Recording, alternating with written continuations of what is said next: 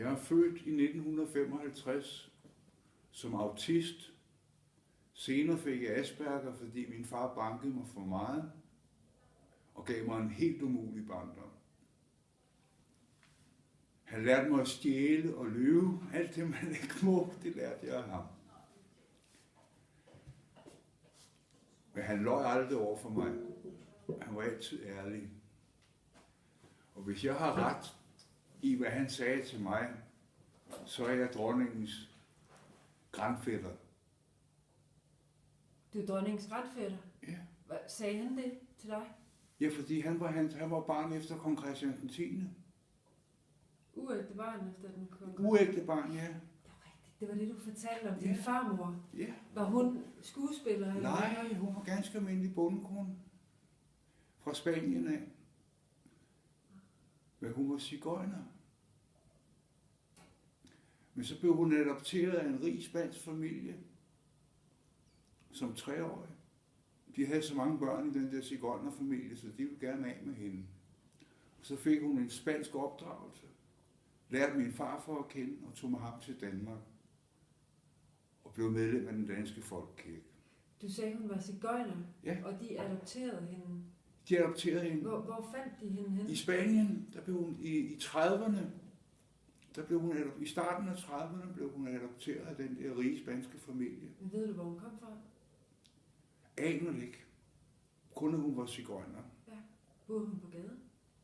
Nej, de boede sådan, de kørte rundt med en hestevogn. Det gjorde de jo dengang. Yes. Og så fordi hun fik et spansk pas, blev hun ikke taget af tyskerne for at være sigøjner. Kunne man komme i... Og hun kom til Danmark i 30'erne. Min far er født i 35. Og der var kongen forbi på sin hvide hest. Og så tog han min farmor ind i soveværelset. Og så kom min far til verden. Og min farfar havde min far. For det var jo ikke hans barn. Han vidste, han ikke havde lavet noget barn. Så jeg skal have talt med dronningen på et tidspunkt. Jeg må aflevere et brev til hende inde i kirken. Hun kommer jo ind i den der kirke, der ligger inde ved Folketinget. Holmens Kirke. Ja. Der kommer hun jo fast, når hun ikke er ude at rejse. Ja. Så jeg skal ind og fange hende derinde og give hende et brev. Og så må hun jo selv forholde sig til det. Jeg har jo fået taget en gentest. Og hun kan jo tage sig en tilsvarende test, hvis hun ikke tror på mig. Og så må vi se, om min far havde ret, eller om hun havde ret. Hvor har du taget den der gentest? Hvorfor? Er det jeg har fået taget en gentest, fordi min mor døde af kræft. Så tog de en gentest på mig for at se, om jeg havde kræftgen i mig, og det har jeg ikke. Jeg har jo min fars gener på det område. Heldigvis. Han døde og druk og alderdom. Der har vi noget til fælles, Peter.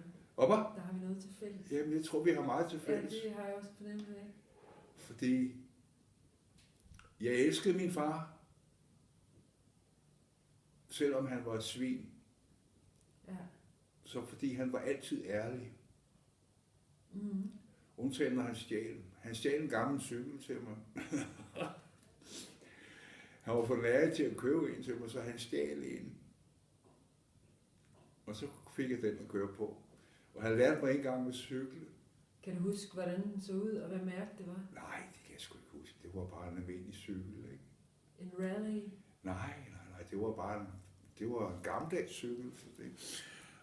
Men han har fundet en, hvor låsen var slidt, så kunne han jo se, hvordan knapperne skulle være på den.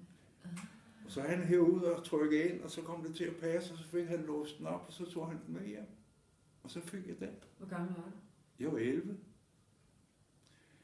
Jeg fik jo sådan en trehjulet cykel til små børn.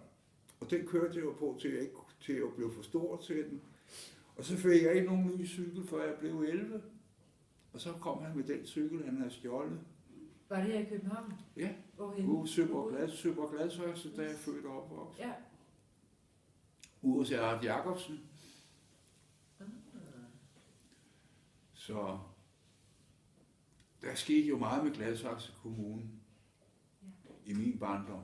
Hele Buddinge landsby blev jævnet med jorden, og der blev bygget nyt. Stort indkøbscenter. Høje Gladsaxe. Og Høje Gladsaxe blev også bygget. Men jeg har tænkt mig eventuelt at flytte derud igen. Ja.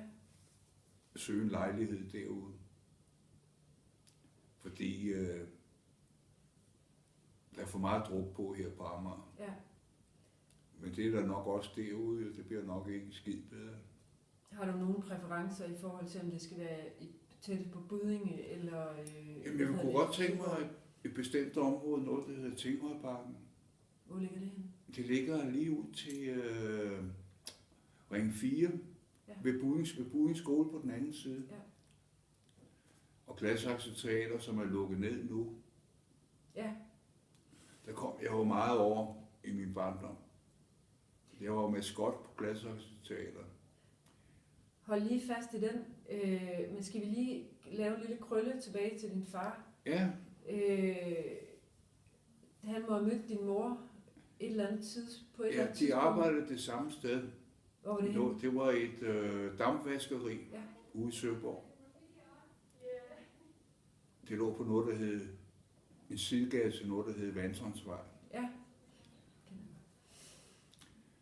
Og så lærte jeg hende kende, og så blev de gift. Hvad kom hun fra af familiekår?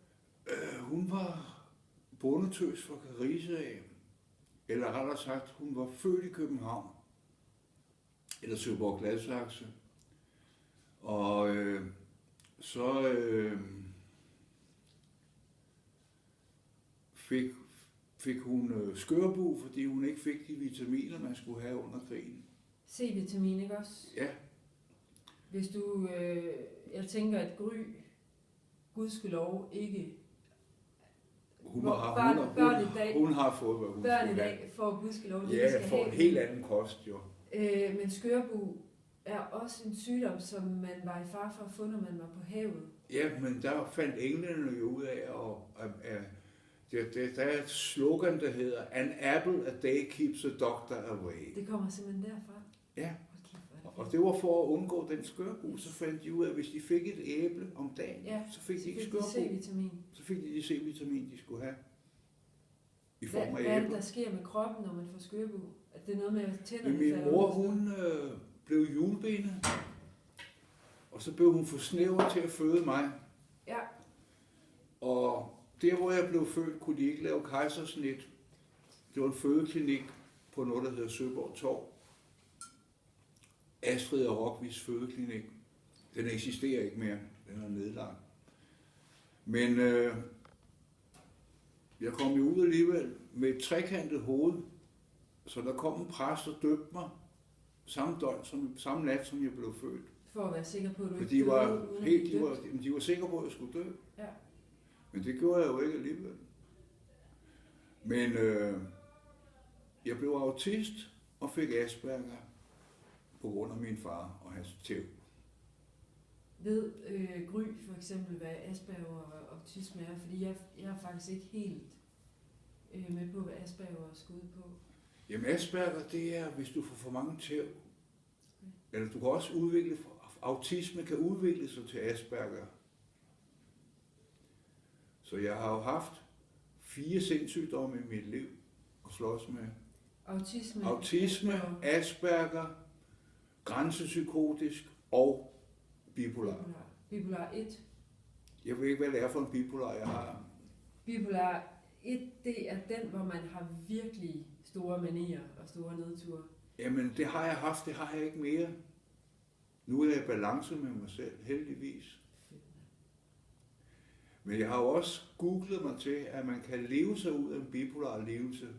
Helt off the record, det kan vi klippe ud, når vi redigerer, men det er jeg fandme glad for, at du har fortalt mig, det der, man kan... Jamen, det kan du godt leve ud af. Leve sig ud af. Ja. Altså, det gør mig sådan, jamen, okay, der er håb. Du må også kunne mærke på dig selv, at det bliver mindre og mindre, jo ældre du bliver. Det har garanteret været meget værre, end det er nu. Det har jeg faktisk ikke tænkt over. Nej, men... Fedt, mand. Men prøv at tænke over det. Fordi jo mere livserfaring du får, jo nemmere vil du få det. Fordi Vi er jo alle sammen nysgerrige, og så får vi en større og større viden. Og du kan jo bare selv prøve at google dig til det. Ja, det vil jeg gøre. Tak for det. Skal vi vende tilbage til Gry? Ja. Du har fået 4 diagnoser i løbet af dit liv. Ja, eller jeg har 4 diagnoser, Ja. jeg har kun fået de 3. Okay. Den der grænsepsykose, den har jeg holdt for mig selv. Og de troede, det var hashpsykoser, men jeg bliver psykotisk alligevel. Ja. Men det medicin, jeg får, det tager både mine psykoser og min bipolare lidelse. Jeg svinger ikke mere. Der kom ro i mig. En ro, jeg slet ikke kendte. Jeg har altid haft en masse energi. Ja. Men Jeg synes, du har sagt på et tidspunkt, at det, at du fik børnebørn, det også har gjort en helt enorm forskel. jamen, det fik mig jo, jeg var selvmordstruet. Ja. Og så kom børnebørnene, så kan jeg jo ikke tage mit eget liv mere. Det ville da være synd for børnebørnene. Hvad hedder det? Og hvor gammel er det? Den ældste, hun er 5, og hun hedder Siv. Og den yngste, hun hedder My, og hun er 2. Og var der en Gry også? Gry er min datter. Så er jeg med. Yes. Hvor gammel er hun? Hun er 32. Og min søn, han er 30. Han hedder Jon. Og min mand også. Du fik cykel, da du var 11. Og du sagde noget med, at du gik ud af skolen. Som 11-årig gik jeg ud i skolen. Eller før 11. Jeg gik ud i skolen i slutningen af 3. klasse. Fordi jeg kunne ikke holde min klasselærer ud. Han var for meget. Var han en af dem fra den gamle skole? Ja, han var skolemester, han var ikke lærer. Korlig afstraffelse. Men det måtte de jo ikke, det var blevet forbudt. Okay. Heldigvis da. Men han skulle trække alle sammen med, selv dem, der var lidt tunge i røven. Så hvis du fattede tingene første gang, så kan du ikke sidde og blive ved med at høre på ham. Det blev for meget. Og så vidste jeg ikke, hvad jeg skulle lave. Men så solgte jeg løgsedler. Jeg var DUI'er. DUI Lejr Virke, hvad var det var? Jamen, det var en socialdemokratisk ungdomsforening for børn. Det var sådan noget spejderagtigt noget. Jeg var også med i den. Og hvad? Jeg var også med i den. Ja, men det var socialdemokratiske børn.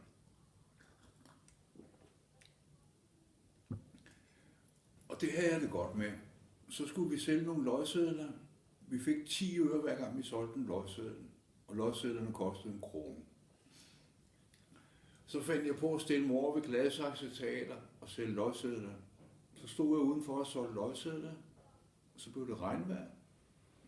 Så kom der en flink mand, garderobmand.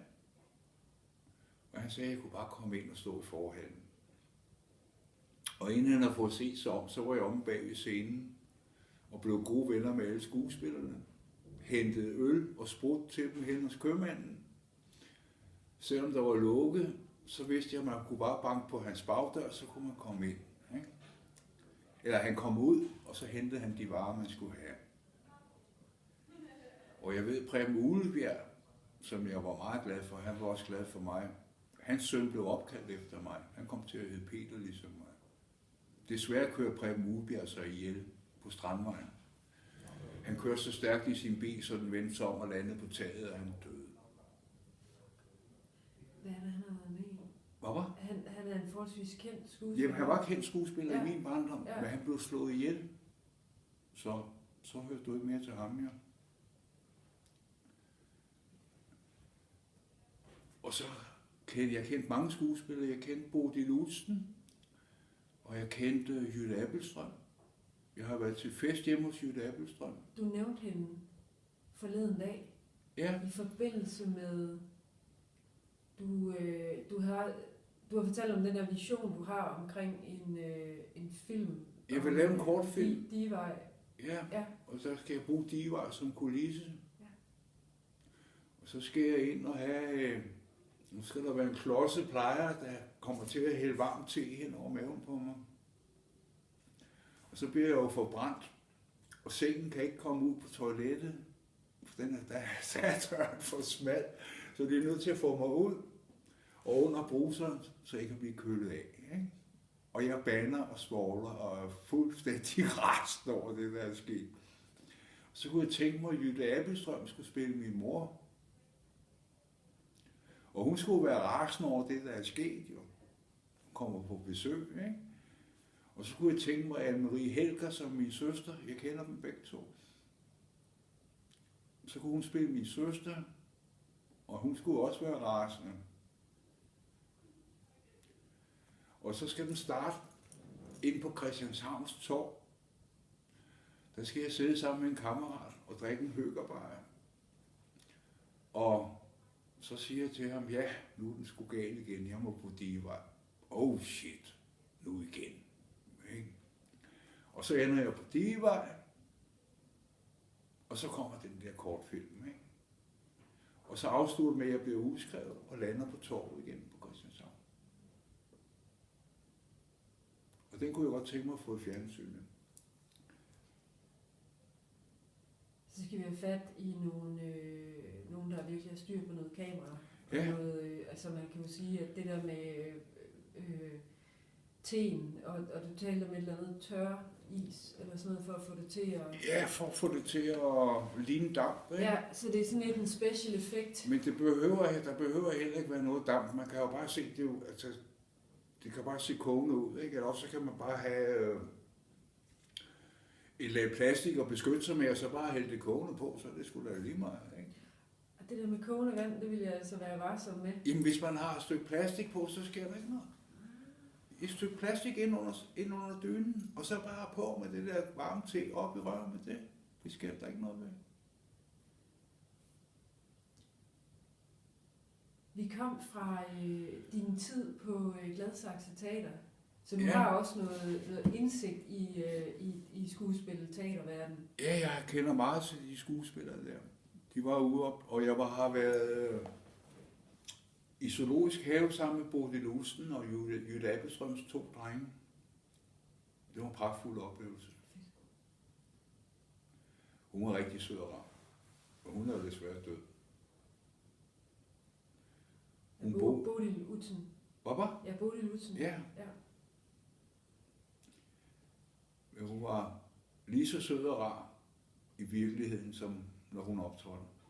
Hun var med i Huset på Christianshavn. Ja, det var hun. Det var Emma. Med værtshuset, så... Tjek lige den ud, børnebørn. Hvorfor? Jeg siger bare til børnebørnene, at den kan de roligt se. Ja, Huset på jamen, den kan de Christianshavn. bare tage på internettet, Yes. jo. Der ligger den allerede, jo.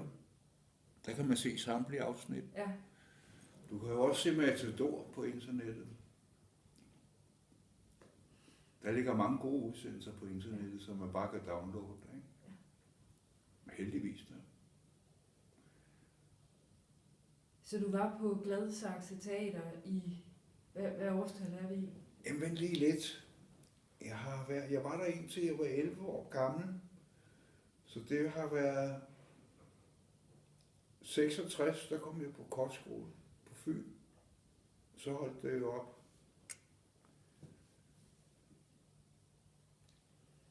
Men jeg kom i 6. klasse, selvom jeg kan have været i skole siden slutningen af 3. Og kom i første regel uden prøve. Men så gad jeg ikke gå i skole mere, og så blev jeg heldigvis sømand. Det skal vi... det er ligesom en ny æra, der begynder. Ja, det var helt Tænker nyt. jeg. Det var et nyt Ja. liv. Da jeg var 11 år gammel, blev jeg sendt på kostskolen, og hele min verden sank i grus. Men det måtte jeg affinde mig med. Så der var jeg i 3,5 år. Det var i Ringe. I Ringe på Midtfyn. Midt imellem Odense og Svendborg. 20 kilometer hver vej. Findes den stadig? Ja. Ligesom i Herlufsholm? Men det er Herlufsholm. Nej, men jeg tænker, det er sådan nogle klassiske kostskoler, Ja, der stadig ja, findes. der var både fattige børn og rige børn, ikke? Men du havde du sagde, din verden styrtede i grus, da du kom på kostskole. Ja, det var hele min virkelighed, der forsvandt på hjemmefronten, ikke? Men det var min mor, der insisterede på, at der skulle ske noget. For jeg ville jo ikke gå i skole. Jeg nægtede. Og min far, han bankede mig. Men det var jeg sgu ligeglad med. Ære være hans minde. Men han lærte mig mange ting. På sin måde. Ja. Så på min kostskole, der fik jeg det fint. Passede min skole. Og efter 3,5 år, så var den oplevelse forbi, fordi jeg nægtede at tage tilbage til kostskolen efter en juleferie. Kom til at gå i skole igen, droppede skolen, og min stedfar, som hed Ib, han var gammel sømand. Må jeg spørge om noget? Ja. Hvad er det for et miljø, man er på i en kostskole? Helt praktisk, sådan noget som at spise og sove? Er det sådan noget med fælles? Vi var 170 elever, og vi sad og spiste i en stor spisesal. I sådan en vinkellokale. De små børn for sig, og så var vi fordelt alt efter, hvor gamle vi var. Havde I fælles soveværelser, eller var det sådan nogle Jeg boede på et tomandsværelse. Først et firmandsværelse, og så et tomandsværelse. Og der var en, der solgte fedtemader. For 10 øre stykket. Han stjal rugbrød og fedt. Han skulle skrælle kartofler. Og så når de var gået hjem fra køkkenet af, så gik han op, og så stjal han fedt og rugbrød, og det blev aldrig opdaget. Fedtemader. Og så solgte han fedtemader, en rundum med fedt til 10 øre. Så jeg brugte alle mine penge på fedtemader. Vi fik 5 kroner om ugen i lommepenge. Det får man ikke rigtig i dag mere, fedtemader. Nej, men det var det bedste, vi vidste, det var fedtemader. Var der fedtegræver på? Nej, det var god fedt. Vi havde en god økonoma, hun vidste, hvad hun lavede. Hun døde desværre af kræft. Hej Lars. Nej. Men hun døde. Og så ved jeg ikke, hvad der skete bagefter, for jeg forsvandt fra skolen af. Tog hjem igen. Og min stedfar, han opfordrede mig til at tage ud og sejle. Nu kommer vi til sejladsen. Ja, og nu skal vi ud og sejle en tur. Og jeg startede i 1970 som dækstreng, og jeg sejlede København-Oslo. Det at være dækstreng, er det den måde, man kommer ind i det er starten på, skibsverdenen? det er starten på det hele. Som dækstreng, der skal du gøre rent for matroserne og i messerum og hente mad til dem. Og hvis de ikke gad vaske deres tøj, så vaskede man deres tøj og fik nogle penge for det. Havde man sådan nogle klassiske sømandstrøjer på? Med sådan nogle, Nej, jeg har aldrig gået. Jo, min uniform, det var cowboybukser og en t-shirt. Det var, hvad jeg gik i. Så det var mere uformelt end jeg. Altså jeg har tænkt på skibsfart som sådan noget med, at der er et hierarki. Jamen, det var der også. De brugte jo til at gøre rent for officererne, der brugte de en kammerdreng, som skulle skifte sengetøj og vaske deres tøj, hvis ikke de gad gøre det selv. Også tjene nogle penge på det. Men jeg gad ikke sejle som kammerdreng, for jeg havde prøvet at sejle som dækstreng, så jeg ville kun sejle som dækstreng. Og så sejlede jeg 9 måneder som dækstreng, uden at være på søfartsskolen. Eller sømandsskole, som det hed dengang. Og så kom jeg på sømandsskolen, og havde min sidste dækstrengshyre til Brasilien og Argentina og tilbage til København. Og vi sejlede med rådne bananer fra Brasilien til Argentina til Buenos Aires, og det brugte de til at lave bananlikør af. Jeg har aldrig rørt bananlikør lige siden. Men så havde vi kaffe med til København. Og der havde vi fået besked på, at vi skulle skære hul i så mange kaffesæk som overhovedet muligt. For så løb kaffen ud ned i lastrummet. Så skulle vi ned og feje, og så stod vi og rystede kaffen for hamstrå og sådan noget lort. Så det var ren kaffe, og det var rå kaffe, det var ikke ristet. Det solgte vi til skibshandlerne i Las Palmas, og fik whisky for det. Og det brugte vi nede i Brasilien. Det fik vi smuglet i land. Vi gav et par flasker til tolderne og til politiet, og så gik vi ret i land med hele lortet. Og så købte vi damer for det. Det var pragtfuld tid.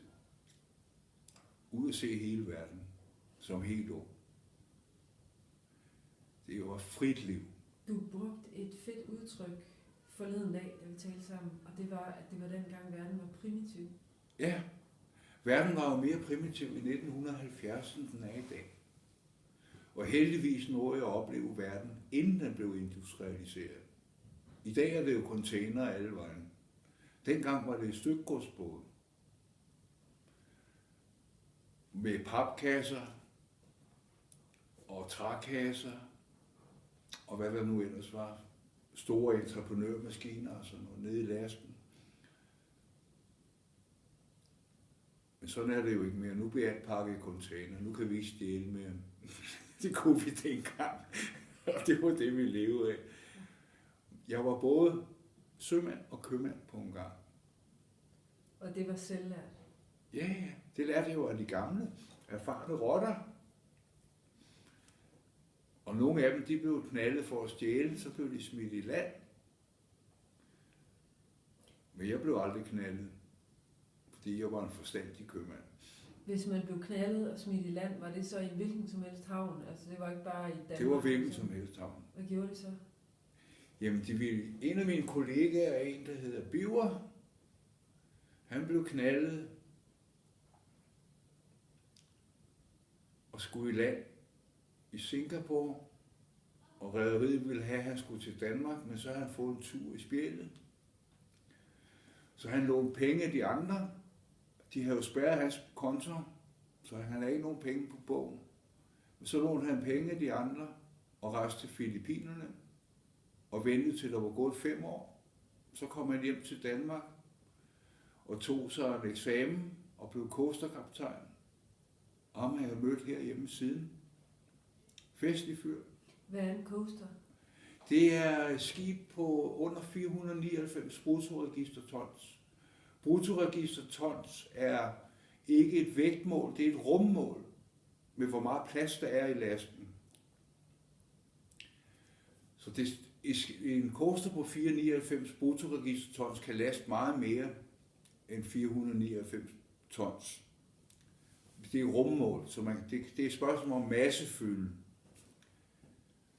Og jeg har været med en coaster som jungmand eller ungmand.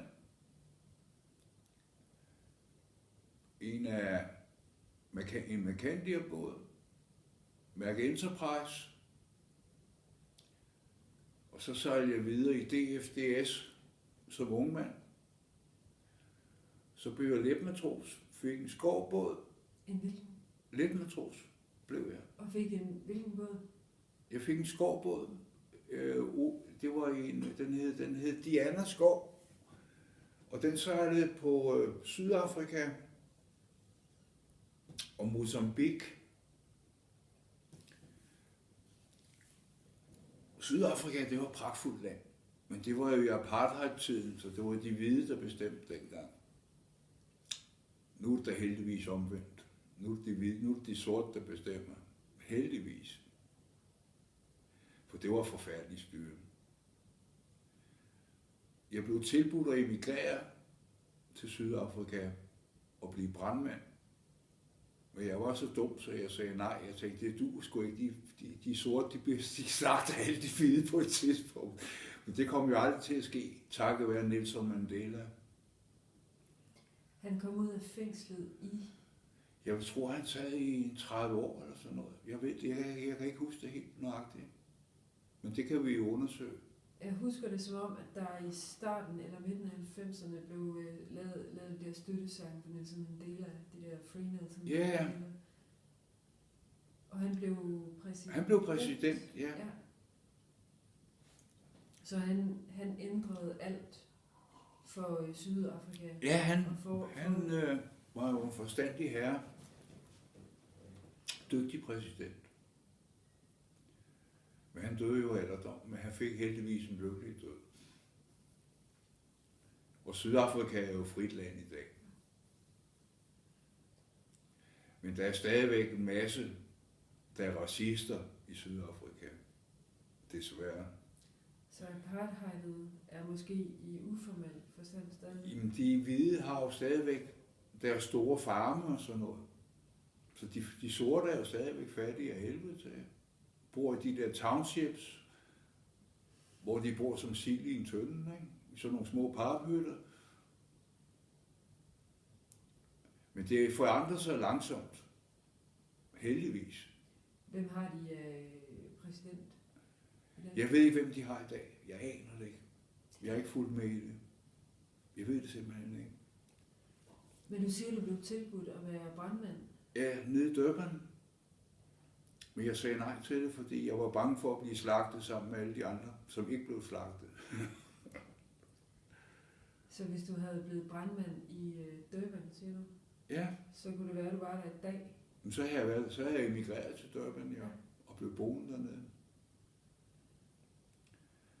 Men nu skal jeg søge en fond om nogle penge, og jeg har aldrig søgt den fond før. Hvad er det for en?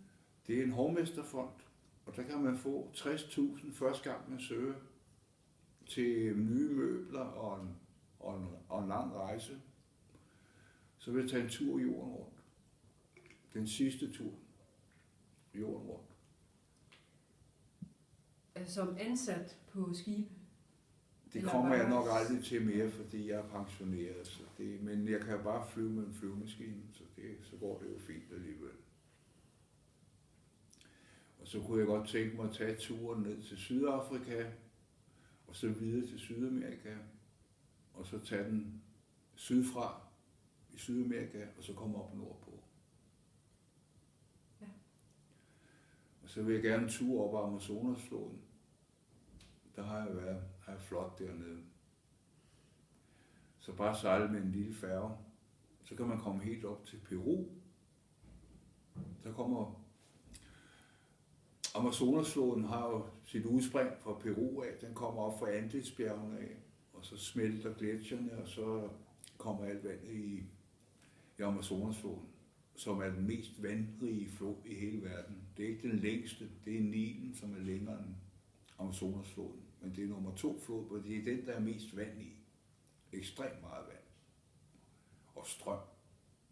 Man skal ikke falde i, fordi så ryger man helvede til. Og så har den et ganske særligt økosystem med sine helt egne arter, som er unikke i verden. Der er mange spændende dyr. Så jeg kunne virkelig godt tænke mig at komme den vej rundt. Men jeg tror, jeg vil begrænse mig til Filippinerne i første omgang. Du har talt meget om Filippinerne. Jamen, det er jo mit andet land. Jeg var 18 år gammel første gang, jeg boede på Filippinerne. Og det var paradis. Jeg fik lige så meget understøttelse om ugen, som læge tjente på en måned derude. Så jeg havde råd til at købe alle de damer, jeg havde lyst til. Jeg kunne købe 2 damer hver dag, hvis jeg havde lyst. Og så var der penge i overskud, når ugen var gået alligevel. Når du er på Filippinerne, er det så i storbyen? Er det dengang boede jeg i Manila, som er hovedstaden på Filippinerne. Men nu holder jeg til i en by, der hedder Angeles City. Den ligger længere nordpå. Og der ligger noget, der hedder Clark Airfield. Og det var amerikanerne, der byggede en stor lufthavn under Vietnamkrigen. Så bombede de vietnameserne fra Filippinerne af. Men den er lukket og lavet om til international lufthavn i dag. Amerikanerne er smidt ud fra Filippinerne. De vil ikke have mere med dem at gøre. De fik jo en fornuftig præsident. Aquino hed hun. Corazon Aquino? Ja, Corazon Aquino. Og hun smed amerikanerne ud. Helt ud af Filippinerne med dem. Så det var i 80'erne og 90'erne? Det har været i 80'erne, ja. Hvornår var du første gang på Filippinerne? i 1900 og vent lige lidt. Det har været engang. 75 var første gang, jeg var der. Der var der en diktator, der hed Ferdinand E. Marcos, der var præsident. Og Imelda Marcos. Og Imelda Marcos, hans kone, som var borgmester i Metro Manila. Så al magten sad i familien. Var det ikke hende der med skoene? Jo, det var hende med skoene. Der er lavet et museum med 8.000 par sko, som hun ikke fik med sig, da hun stak af sammen. Og de stak af, de stjal alt guldet i Nationalbanken. Og så kom de ned til den amerikanske ambassade, og to store helikoptere af de her med dobbeltpropeller på. Og der fløj de ud til et hangarskib ude i Manila Bugt og blev sejlet til Hawaii. Så fik Ferdinand E. Marcos, han fik mavekræft og døde et halvt år senere. Men Imelda, hun lever stadigvæk, og hun går stadigvæk og drømmer om at blive politiker, men der er ikke nogen, der vil have hende. Så det kan hun godt glemme alt om. Men hun har adgang til alle pengene stadigvæk, og hun kommer på Filippinerne. Jeg ved ikke, hvordan det kan lade sig gøre, men det gør det altså bare.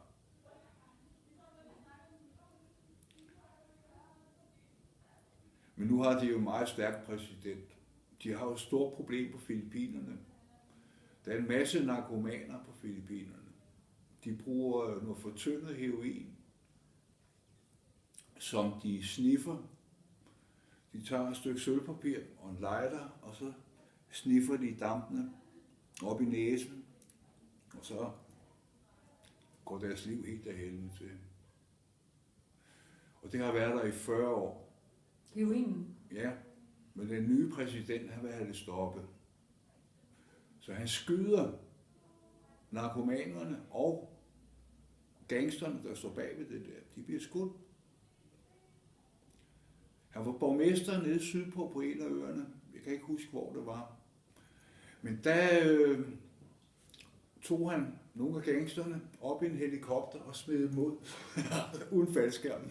Så kan du også selv regne ud, hvad der skete. Og det blev han meget populær på, så nu er han præsident. Det er håndfaste metoder. Ja, det må man sige.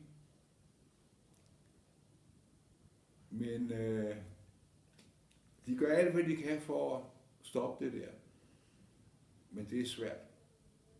Det er jo noget, der har været der i så mange år, så det er svært at komme af med det der. Og kineserne, de smugler ind hele tiden. Så heroinen kommer fra Kina? Eller? Kommer fra Kina, ja. Nok fra Thailand, kunne jeg forestille mig. Og så den vej gennem Kina, ikke? Har du prøvet det nogensinde? Nej, aldrig. Jeg har aldrig været narkoman. Kun hasoman. Ja. Det er også slemt nok. Men det er noget andet. Ja, det er dog ikke så slemt som det andet. Man dør ikke af det. Bare sådan lige. Man kan få en hashpsykose. Det har jeg prøvet. Det var ikke særlig rart. Men der var en dygtig sygeplejerske, der fik forlært en, der hedder Pia på B1. Hun lærte mig at holde op med at ryge hash. Så nu ryger jeg kun hash en gang hver 3. måned. Så ryger jeg 2 joints på Christiania, og vupti, så holder jeg op igen. Så kommer det ud af hjernen, og alt fungerer normalt igen. Jeg skal også til at købe bil, så det kan ikke nytte noget, jeg bliver taget med hash i blodet. Så mister jeg jo mit kørekort. Det sidder de der 3 måneder i kroppen, er det ikke sådan noget? Eller det kan spores? Ja, men hvis du kun ryger en gang hver 3. måned, så er det bare en restværdi, så sker der ikke noget. Så kan man godt køre videre. Hvis man ryger om fredagen, så kan man køre bil igen om mandagen, uden der sker noget. Ja. Nu har... Jeg lærte min ekskæreste at kende i 1982. Var sammen med hende i 3,5 år. Fik lavet 2 pragtfulde børn. Så gik vores forhold i stykker. Jeg var lige ved at slå hende ihjel, men gjorde det heldigvis ikke. Man kan jo ikke slå børnenes mor ihjel. Det er jo lidt svært. Men jeg troede hende, og hun troede på min trussel. Så I var rygende uvenner med andre ord? Jeg var nødt til at gå. Men heldigvis fik jeg adgang til at se børnene igen. Det holdt meget hårdt. Hun ville ikke give sig frivilligt, så jeg var nødt til at tvinge min vilje igennem overpræsidien. Og der var jeg på et refugium på Nørrebro i 3 måneder, under opsyn af pædagoger. Et refugium, siger du? Refugium, det er sådan et sted, altså, hvor man kan slappe af. Og det var nu lige over for det gamle BZ-hus. Ungdomshuset? Ungdomshuset, som blev revet ned, hvor der aldrig blev bygget igen. Det er en historie for sig selv, det der. Den kommer ikke godt. Den gider vi ikke blandt. Det må folk selv finde ud af. Det styrer de. Det Men, er ikke tilgive. Det gik af helvede til. Men jeg fik min vilje tvunget igennem. Efter 3 måneder på det refugium fik jeg lov til at have børnene overnattende hver 3. uge. Tog dem med ud til min mor, som boede i Høje Taastrup. Og børnene sov sammen med hende inde i dobbeltsengen, og jeg lå og sov inde i stuen. Og så havde jeg børnene gennem deres barndom. Men så røg min datter i efterskole, og så havde jeg ikke kontakt til dem i den periode. Men så fik jeg kontakt til dem igen, der var de blevet voksne. En efterskole her på Sjælland, eller hvad? Jeg ved ikke, hvor det var henne. Det kan jeg ikke huske. Men i dag har jeg det godt med mine børn. De elsker mig, og jeg elsker dem. På Bispebjerg på hospital blev jeg beskyldt for at være seksuelt interesseret i min datter. Bare fordi jeg kom til at sige, at jeg elsker min datter mere end noget andet på denne jord. Det er jo naturligt, når hun er den førstfødte. Og min søn skulle aldrig have været født. Min ekskæreste tilbød mig en abort, da hun blev gravid anden gang. Jeg sagde til hende, at alle børn har godt af at have søskende, og så gennemførte hun graviditeten og fik min søn. Og nu elsker jeg begge mine børn. Og de er heldigvis, de har brugt den sociale arv. Min datter har taget sig en uddannelse som fysioterapeut med en overbygning på, så hun kan blive ledende fysioterapeut. Og så vil hun have speciale i vuggestuebørn og børnehavebørn. Og så skal hun have en administrativ stilling, og så skal hun tage sig af vanskelige tilfælde. Og hun gider ikke have noget med voksne mennesker at gøre, hun vil kun have med børn at gøre.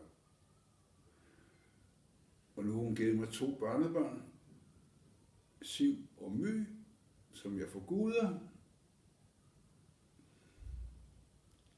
Og nu er jeg jo blevet gammel, nu er jeg blevet morfar. Og nu går jeg bare og dagdrømmer. Det har jeg altid gjort. Jeg drømmer ikke om natten. Jeg drømmer kun om dagen, mens jeg er vågen. Så... Har du en yndlingsdrøm? Hvad? Har du en yndlingsdrøm? Ja, jeg drømte, at jeg havde fået elektrochok på Divej. Det havde jeg dog ikke. Men jeg drømte, at jeg var Odin. Og næste nat drømte jeg, at jeg var Thor, hans søn. Så generne skulle sidde, hvor de skal være. Vi er jo vikinger alle sammen. Vi kommer jo derfra. Så det var nogle pragtfulde drømme. Og nu skal jeg til at læse den nordiske mytologi igen, for jeg kan ikke huske det fra min barndom af. Men det var interesseret mig meget, da jeg var barn. Det er endnu en ting, vi har til fælles. Hvad? Det er endnu en ting, vi har til fælles. Ja. Fordi man kan lære meget af fortiden. Men en ting, jeg er glad for, den opdragelse, jeg ikke fik derhjemme, den fik jeg af mine kollegaer til søs. De gamle søfolk, de vidste jo godt, hvad der skulle til, for man kunne rette ryggen og passe sit arbejde. Det var det vigtigste. I gamle dage kunne vi få alt det spiritus, vi gad drikke, bare vi passede vores arbejde. Så jeg havde en pragtfuld tid, masser af sport. Så blev det ulovligt, fordi der var en kaptajn, en amerikansk kaptajn, der sejlede et skib på grund op ved Nordalaska, Exxon Valdez, og han sejlede på nogle klipper, som var i søkortet, men han sejlede ret på alligevel, fordi han havde drukket 2 flasker whisky. Så blev det forbudt at drikke internationalt. Nu hedder det 0 i promille døgnet rundt. Så det liv er jo ikke værd at leve mere, når man er tørstig. Så den begivenhed? Den afsluttede mit sømandsliv. Det var der blev jeg kom i land og fik arbejde i land. Jeg kom ind på Københavns Godsbanegård, og var et halvt år i pakhuset derinde. Og så kom jeg ud og rangerer, køre rundt med godstogene, samle dem og skille dem ad, og fyldte og tomme vogne, og ind og ud af pakhuset. Men DSB kunne ikke få det til at løbe rundt, det gav underskud. Så nu er det Deutsche Bahn, der rangerer i Danmark, og de gør det ude i Høje-Taastrup. Så Godsbanegården er blevet nedlagt, og der skal bygges højhus derinde. Men det er jo lige meget, det er jo kun nostalgi. Man har jo lov til at beholde sine drømme lige til man dør. Og jeg havde 3,5 gode år derinde. Nu kunne jeg tænke mig, hvis DSB vil have mig, at blive lokofører i S-togene som afløser. Og nu må jeg se, om de vil have mig. Det ved jeg jo ikke endnu. Det er noget med, at man skal igennem en uddannelse. Og jamen, jeg har jo grunduddannelsen fra Godsbanegården af. Jeg har det, man kalder for stationsbetjent A. Der er noget, der hedder A, og så noget, der hedder B. Det er en videreudvikling på A'eren. Men jeg kender jo alt til godstog. Og jeg er blevet tilbudt et job som lokofører. Jeg sagde nej, fordi jeg drak for meget. Men nu skal jeg jo til at være ædru alligevel, fordi jeg skal have mit kørekort tilbage, og så kan jeg jo tillade mig at køre spirituskørsel. Det ville også være forkasteligt, hvis man kom ind i en ulykke. Det ville jeg aldrig tilgive mig selv. Men det er jo, nu må jeg jo se, jeg skal først have det kørekort i hvert fald. Og jeg regner med, at jeg flytter ned til Lolland. Der har jeg familie nede. Og jeg ved, at min morbror han har en stor dobbeltgrund, så kan det være, at jeg kan få lov til at bygge et hus på hans grund. Han er murmester, så kan han jo hjælpe mig med at bygge det. Og så tager vi den derfra. Starter forfra. Momenga, som de siger på grønlandsk, det betyder, så vender vi kajakken og starter forfra. Har du været på Grønland også? Nej, aldrig. Jeg har et barn på Grønland. Jeg har en datter, der hedder Gitte, som jeg aldrig har set. Hendes mor hedder Mathilde, og hun blev gravid her i Danmark.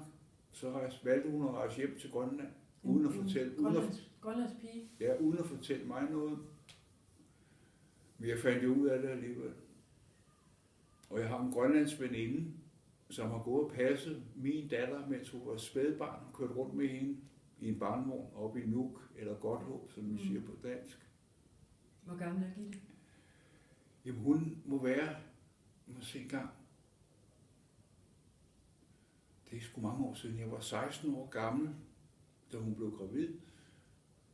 Så jeg er født i 55, så det er 66. Nej. Jo, men lige lidt. 55, 10, det er 65. Og så 6 mere. 69. Og så begyndte jeg at sejle i 70. Og hvis hun ikke var skrevet fra mig, så kunne jeg have fået et job i Grønlands handel. Det kunne man dengang. Nu bruger de kun grønlandsk arbejdskraft. De har det selv. Det kalder de for KGH. Grønlands handel er nedlagt. Og nu sejler de Danmark og Aalborg. Men det er jo også historie. Men